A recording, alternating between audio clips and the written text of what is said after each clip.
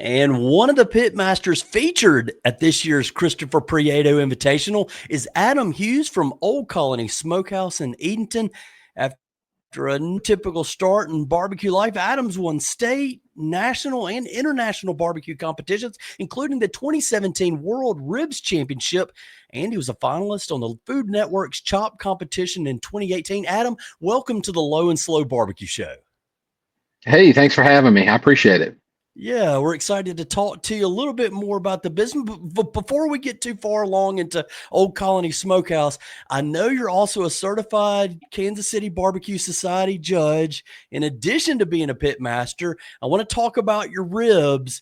What are the world championship judges looking for in a winning rib? And is that championship rib any different than what you might serve at Old Colony Smokehouse? Yeah, so flavor profile that we serve here at the restaurant is completely different than the rib that I won a world championship with. That what we do here is more of a kind of a hybrid between a Carolina style and a Texas style. Is really what I like to eat. Mm-hmm. When you do over 100 Kansas City Barbecue Society competitions and you keep eating sweet ribs after sweet ribs after sweet ribs, you kind of get sick of it. So, we don't cook those here at the restaurant, except on occasion for kind of like a back of the house snack. But those ribs that we turned in for that competition, I was on a rib hot streak for a while there, and I really had them dialed in. They were super sweet, candy apple red in color, borderline fall off the bone, a little mushy for my taste. But very well rounded in flavor, but not something that you would want to sit down and eat a whole rack of, just because the flavor profiles were just so potent, I guess is a good word to use. There's just so many flavors going on that it's not something that would be enjoyable. It's definitely a 2 bite enjoyable rib, but beyond that, you probably would, your palate would get tired of it. And that's what it takes to get that championship judge attention, right? That one bite super flavor versus I want to sit down and eat 12 of them. Yeah, exactly. Because, in Kansas City Barbecue Society competitions, the same judges are tasting 7 samples of chicken, 7 samples of ribs, all from different cooks. So your goal is to make your product stand out without offending anybody. So if you can figure out how to do that and give it a little extra pop of flavor in the front end, in the middle of the chew, and then on the back end, then you figured out the secret. That's great. We're going to find out more about those ribs and all the offerings at Old Colony Smokehouse, as well as what you'll be bringing to the Pinehurst Barbecue Festival coming up Labor Day weekend, August 29th through the 31st. A quick invitation first for our audience. Please take a moment to visit the website, Low and Slow Barbecue Show online. That's lowslowbbqshow.com.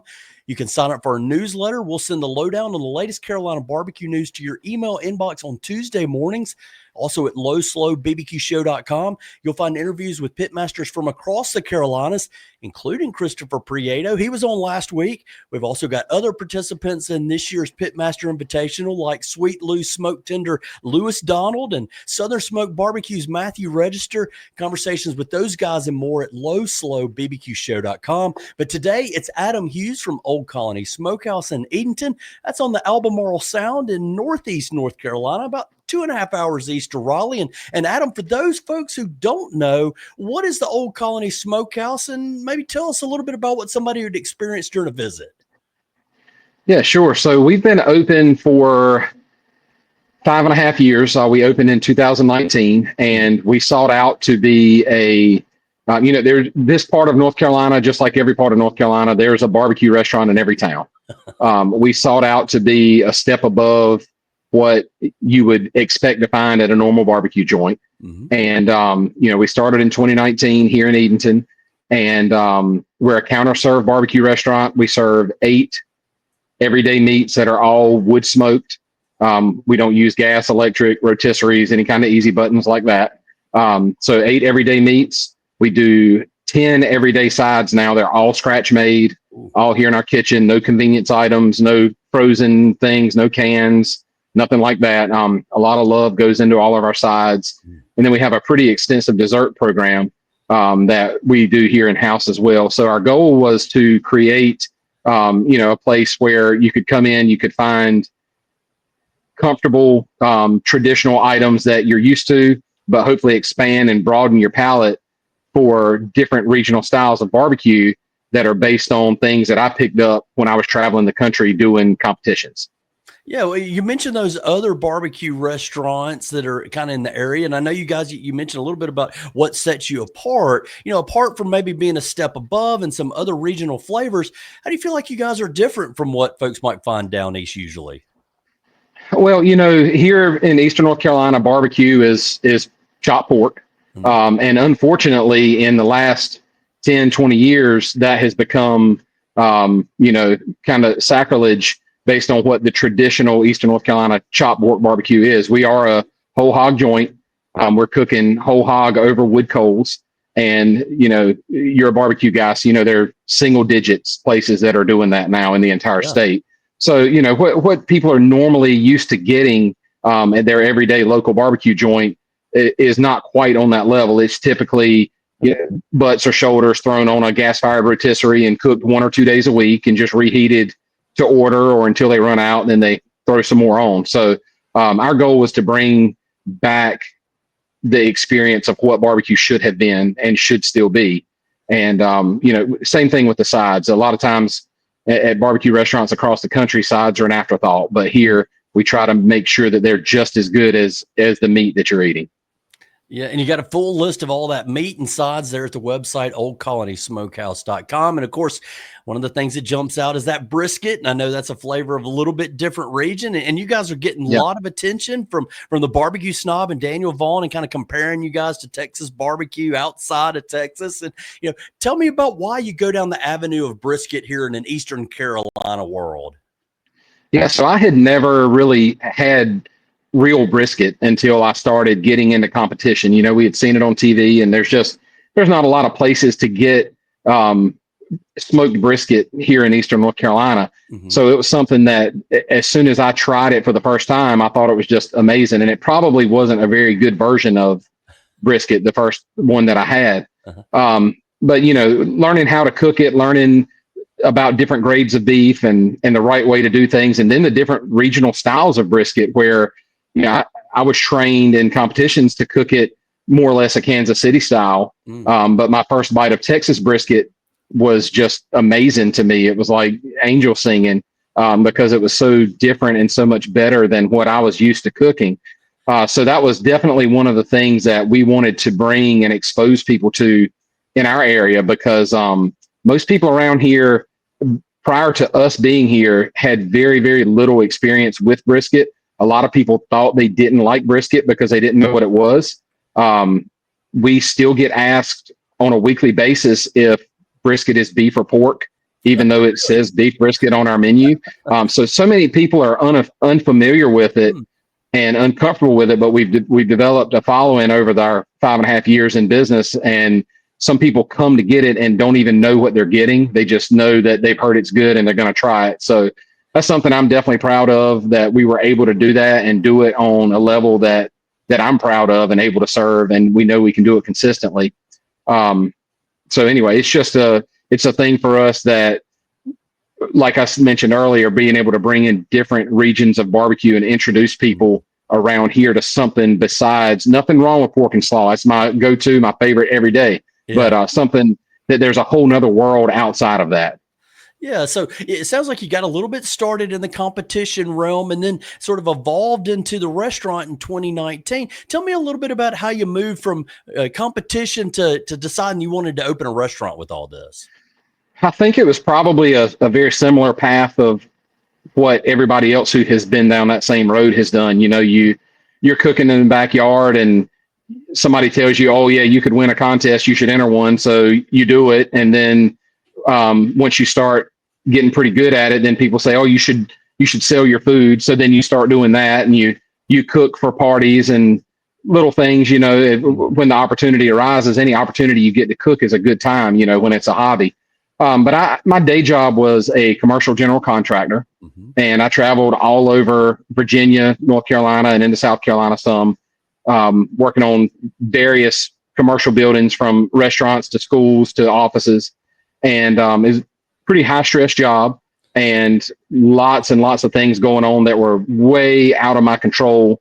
And I found that barbecue was sort of a release for me, something to kind of get me back grounded and put me back in touch with things that I like to do and kind of settle me down some. And I found myself more and more just floating through the week, getting to the weekend so I could go compete and go cook barbecue. And, you get people telling you should open a restaurant, you should do this, you should do that. And the chopped airing really kind of lit that fire, because in competition barbecue, you're not allowed to share your food with the public. It goes to judges, and typically there are food vendors at those events that are selling food.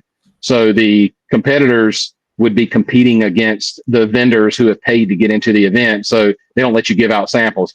So after the chop airing, we had a small social media page for the competition team where our sponsors kept up with us and things like that. And our inbox just floods with, hey, where can we try your food? We want to buy some. Yeah. Where are you going to be? We want to do this. And, I would go to competitions and I'd have people waiting outside of my trailer door to buy food that I couldn't let them try. Wow. So, that really got my wheels turning on, okay, if I were ever going to do this, this is probably a good time to do it. So I really started looking for available spaces. Found one about 1.5 miles from my house here in Edenton. It was not at all ideal, but it was a very, very small investment. And I knew that if I crashed and burned, which I fully expected to do, that, I wouldn't be out of a whole lot of money, and I could just jump right back into what I was doing, and I would have only lost a few months out of my life. But, luckily it worked out. Everything has far exceeded my expectations and our projections. So it turned out to be a good decision.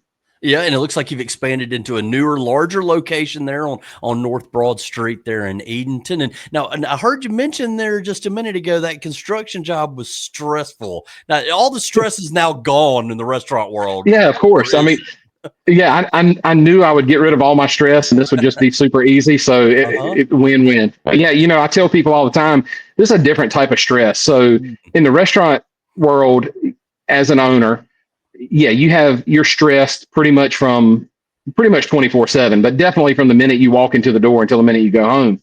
But it's quick stress. It goes away. You're able to solve problems and you can make it go away. When you're building a school that has a 36-month project schedule and you're behind after the 6th month, then you've got 30 more months of just this pit in your stomach of, okay, how am I going to catch this thing up? How am I going to get it back on budget?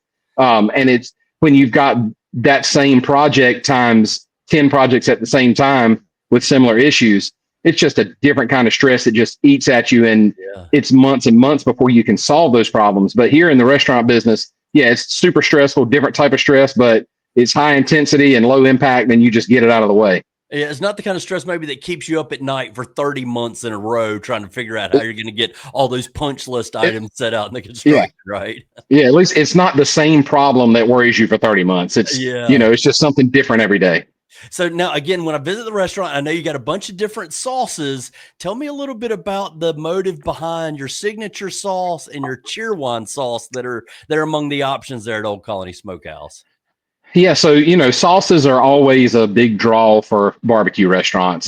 We have people asking us, what sauces do you have before they even order their food, which drives me crazy because we really try hard to make sure our meats don't need any sauce. But obviously sauces are a big draw, so you kind of got to do it. So we were trying to come up with, what do we want our sauces to represent? What story do we want to tell with them? Our signature sauce is a 3rd generation recipe. As far as I know, it could be more than that, but it's my version of my mom's barbecue sauce that I grew up eating, which was based on her version of my grandmother's. Okay. So all 3 use the exact same recipe, but all 3 taste different. So it's kind of funny because it's never been a written, measured recipe. I think we were probably open for 12 weeks before we ever wrote the recipe down here, because I was just eyeballing it based on what I'd always done. But, it's a sweet and tangy, not at all traditional Eastern North Carolina sauce. It's got tomato in it, and there's plenty of vinegar. It's plenty tangy, but it's a thicker, sweeter sauce. Okay. But we we go through 20 times the signature sauce, and we do all the other sauces combined in a week. So it's definitely a big hit.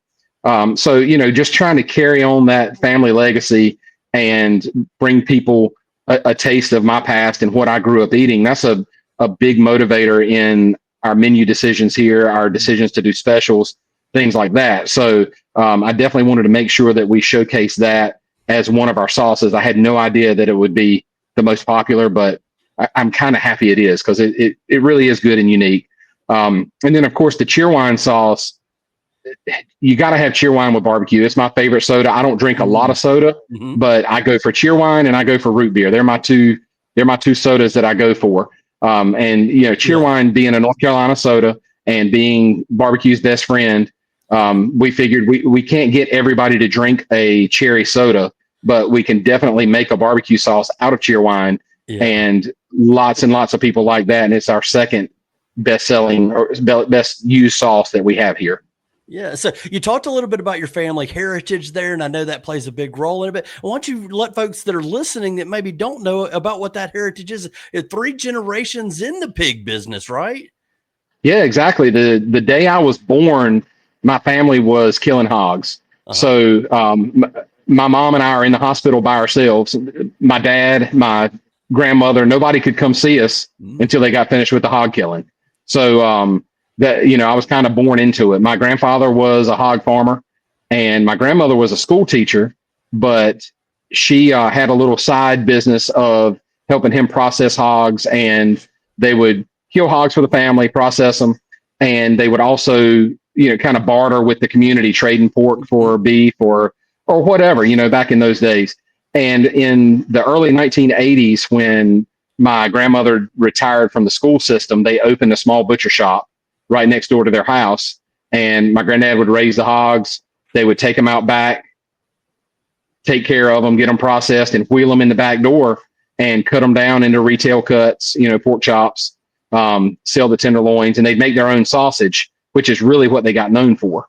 But they would also cure hams, bacon, air dried sausage, just all these country things that are gone away now. They were very well known for it. So I grew up right across the street from there, and I spent a lot of my childhood in that store, learning everything from picking up cigarette butts in the parking lot to how to make sausage, how to cut out tenderloins and debone a hog, and running pork loins through the meat saw and curing ham. So I learned all that stuff at a very young age and carried it with me right on through high school and into adulthood.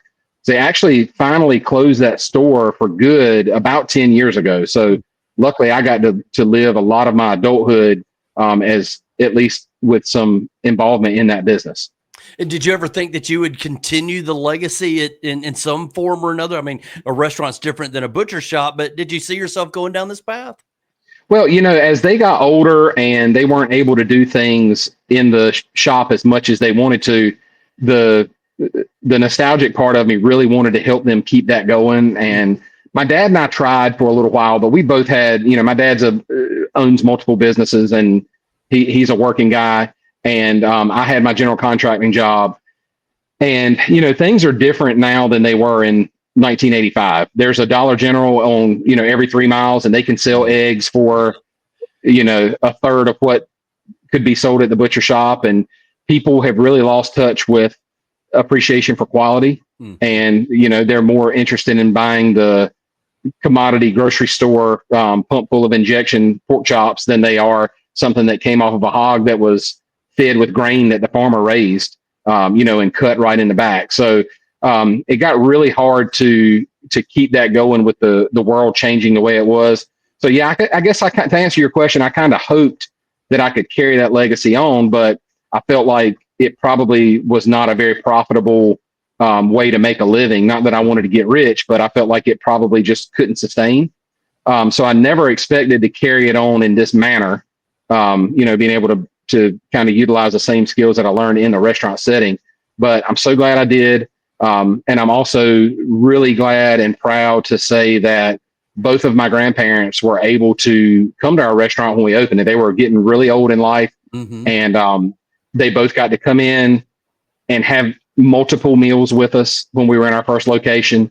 And my grandfather passed away the first year that we were open, and my grandmother followed right behind him within a few months. But still, that's something that I take a lot of pride in, knowing that they were able to see what we were doing and carrying on so many of the things that they taught me at a young age. Yeah, carrying the legacy of that family. And it seems like maybe that plays a little bit into what I'm seeing here at your website, oldcolonysmokehouse.com. And that's a Southern Culinary Revival. Tell me what that's all about. So that, Southern Culinary Revival is kind of a tagline that me and our chef that helped us get started came up with. Revival is a word that has a lot of meanings. If you look it up in the dictionary, there's several definitions for it. One is bringing something back to life. So what we try to do here is bring things back to life that people have either forgotten about or got too busy to do, or just are too inconvenienced to do, like cooking a whole hog over wood coals. That's not a very smart business savvy move at all. Butts on a gas fired rotisserie will make you a whole lot more money, and it's a lot easier. Yeah. But we're trying to revive those traditions. Our sides, we put the same love into reviving traditions as that. And one of the things that my grandparents used to do, they called it curing side meat, but it's essentially a cured pork belly. And we do a 21-day cured pork belly here. It cures for 21 days. It cold smokes for 48 hours. And we do that only to season our green beans here. So that it gets used for nothing else except to make stock for our green beans. So, that's the way my family cooked. That's the way the old timers knew how to do it. So we're trying to revive those traditions and let people know that, sometimes we get in a hurry, we get busy in life, but not always moving forward is not always the greatest way to do it. Maybe look back, take a step back and appreciate the way things used to be done before we got too busy. Also, revival can mean, if you think about it in the church aspect, I grew up in the church, going to the Baptist revivals. It's an occasion. It brings people together. So that's something that we wanted here. Our restaurant is not cheap. We're not, the $5 sandwich and fried okra that you can get at somewhere down the street. This is a little more expensive. It's something that you have to plan out, and it's actually an event to go to. You're excited about coming here. It's not, okay, it's Tuesday at 1:30 and I'm hungry, so let me go hit the drive-through at Old Colony and get something to eat. It's not that at all. These are people walking in the door that have made it a point in their schedule to come here. They're excited to come. Maybe they've gotten dressed up. I don't know, but they've called friends, they've called family, and they're gathered here just like at a church revival. And also at a church revival, it should bring a new appreciation or a revived appreciation for the subject matter that you went for. Yeah. So that's kind of what we're going for here, is a renewed appreciation for food, for barbecue, for Southern cooking, for what we were doing. Yeah, a little bit of divine inspiration coming in on a special occasion there. Yeah, exactly. So I want to take just another moment and talk sort of about your heritage and your history. We're going to talk about the Pinehurst Barbecue Festival, but first, you spent so much time in the butcher shop. You've made some sausage. You even mentioned the sausage. Talk to me about what it takes to make a good sausage. Maybe offer some folks listening some advice if they're trying to start out into the sausage world. Well, one thing that I have learned here at the restaurant since I've been making sausage and making connections with other people in this business is that the way that we make sausage is completely different than everybody else does it. Even when Daniel Vaughn was here, we were talking, he mentioned how unique our jalapeno cheddar sausage was. He said, I've eaten it at thousands of places and yours is unique. And I said, yeah, the way we do it is unique. It's just completely different than everywhere else. And, I didn't learn from people with Czech roots, and I didn't learn from the Texans like a lot of people are doing now. I've been very interested to see their ways of doing things, but the way my grandparents taught me to make sausage was completely different. Our texture's different, our flavor's different, our process is different. So, as far as advice to offer somebody, I think the biggest thing that I took away from my sausage making with my grandma, she was the meat Nazi in her store. She would have, this huge table in the back with ladies all standing around it with knives, cutting out parts and pieces of the hog to go into their sausage. And it was her job to make sure that every ounce of meat that went in there was desirable quality meat. You hear the saying that you don't want to see how the sausage is made. She would invite anybody to watch how hers was made. It was actually done in the open. When you were in there buying a loaf of bread, you could see everybody making sausage. Mm-hmm. You were not allowed to put a vein in there. You were not allowed to put a growth, anything that looked undesirable did not belong in the sausage. So much so that she had a 2-step process for watching what went into the sausage tubs before they got ground. And then she was always watching over the grinder as things were going in there to make sure nothing that she wouldn't cook in a pan and put directly in her mouth ever went into her sausage. So we kind of take those same principles here and we apply it to everything, but especially our sausage. So, we're going through, and if we're trimming up ribs and there's a spot that's, where a vein shot out or whatever, it's going in the trash. It's not going in the sausage. So, I think what she taught me was if you wouldn't put it in a pan and cook it and eat it, it doesn't belong in your sausage. Yeah, very meticulous eye for detail, and only the best pieces going into that sausage. That's great advice. Let's talk about Pinehurst in the little bit of time we've got remaining here. So, Adam, I see your menu is going to be brisket burn-ins with cucumber salad.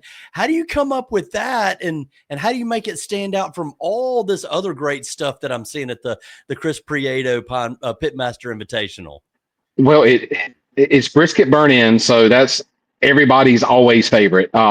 How many times have you been in a barbecue line and heard people ask, do you have brisket burn-ins? That's the go-to for everybody. We have brisket burn-ins here at the restaurant every Friday, only on Fridays, but we get asked about it 100 times a day, every day.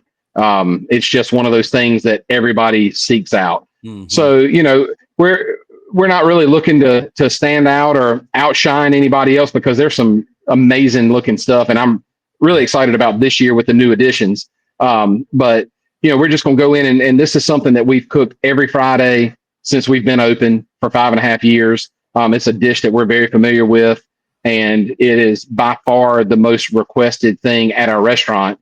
So we decided, hey, let's take it to Pinehurst. Let's maybe reach some people that wouldn't necessarily make the drive here to Edenton and maybe let them try a bite of maybe not what we necessarily want to be known for, but what we have become known for in the 5.5 years we've been open. Yeah. So why do you decide to get involved in Pinehurst each year? So we were asked to participate in the inaugural event just through connections with some of the participants and organizers. And so glad we did it. It's such a great event. I'm a barbecue festival junkie anyway. So if there's a barbecue festival happening anywhere that I can get on a plane and get to that looks worthy of traveling to, I'm going to go to it. And we take our staff down to Houston to the Houston Barbecue Festival in the spring. We travel out to local festivals. We go down to Charleston to the Holy Smokes. We go and do all those as a spectator. And being in Edenton and being a small place that doesn't get a lot of press, we often get overlooked for invitations to participate, but that's not always a bad thing because then we can go as a spectator. So when we were invited to participate in the Pinehurst Festival, of course, it was an honor for us just to even be considered along with those people who were there. That first year, Ed Mitchell was involved, and of course, Chris Prieto, and just legends of barbecue. So for us to be associated and affiliated with them was one thing, but once we got in there and we saw how well run that festival was and what awesome organizers they had and the community support, the vendors, the got to be NC aspect of it. There's so much to do. It's such a fun event. And all of our staff, we have about 25, 30 people on our staff.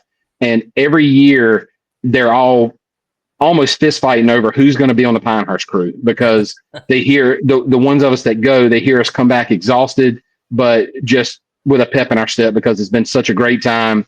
It's such a great event. And, for me, from a spectator standpoint, if I were to visit that event, talk about the bang for your buck, man. You got 7 restaurants there giving you a ridiculously sized portion of protein, another ridiculously sized portion of a side and these guys don't just mail it in. You go to these festivals where people just mail it in and they just slop something on a plate. just because they have to be there. These are people who want to be here and want to show off their craft and want to be proud of what they're doing. So for me, it's awesome to be affiliated with that, be alongside of them. And it makes me every year go in feeling like I've got to step my game up just a little bit more than I did last year, because every single person brings it every year. Yeah, and I know you're involved in the Getting Piggy with it through Lawrence Barbecue and all the guys there at the Lemon Foundation as well in Raleigh. So another festival Yes, you a great guys one. get to go to. Yeah, a great cause that it's supporting there. At the Pinehurst Festival, another great opportunity to get everybody together and enjoy some barbecue. Again, 3 days, 5 events for the Pitmaster Invitational. There's 7 of you guys. Are there any things in the events or the menu items that maybe you're looking forward to sampling as a spectator? Man, I'm looking forward to so much. You probably need another episode to cover all that. So the Friday night dinner, we'll start with that. The Friday night dinner. So for the past 2 or 3 years, however many years we've done it, we have been responsible for that dinner. And it is a monumental task to pull that off, because if you haven't looked at the menu, go pull it up. There's multiple courses, appetizers, seafood, soup, multiple proteins, multiple sides, dessert. And this year we don't have to do all that work. So I'm really excited about that. But more importantly, Matt Register's doing it this year, and anything that guy touches is amazing. So I'm super excited to be a part of getting to eat that and not have to do the work for it. So I'm really excited, and I've looked at his menu, and it's just, there's so many things up there that I'm excited about. And then of course, Chris Brieto's class on Saturday, I always try to eavesdrop into that, because look, I cook barbecue for a living, but Chris is just a wealth of knowledge. You're going to learn something from that guy. So if you can just eavesdrop for 10 minutes, you're going to pick up some kind of tip. And then on Sunday, I've looked at everybody's menus, and there's so many things that everybody's doing. I mean, they're all, like I told you, they're all bringing it. Sweet Lou is doing, I'm probably saying it wrong, but it's a chili crisp green bean, something like that. Lewis can take the most simple sounding thing and make it amazing. So I know that's going to be good. Chris is doing beef brisket. That's going to be solid. If you want a good, solid, what brisket should be like, that's what he's going to bring.